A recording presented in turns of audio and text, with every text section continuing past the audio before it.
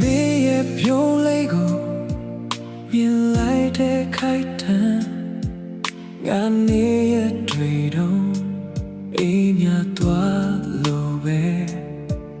မေရဲ့တန်ဒိုဒိုလေးကနားထဲမှာနူးညံ့နေတယ်မပြောဘဲနဲ့တော့ငါစိတ်ကိုတီးနေတယ်လို့ပဲနီလာတဲ့ချိန်တိုင်းရင်ခုန်နာတွေမြန်တယ်မကြည့်ချင်တယ်လို့နဲ့မျက်လုံးနဲ့မလွယ်နိုင်ဘူး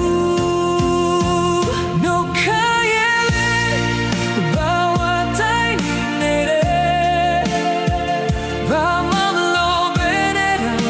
အလားဆုံးဖြစ်နေတယ်ပြောလိုက်တဲ့ကနာမှာကဘာလေးတိတ်သွားတယ်နှုတ်ခမ်းရဲ့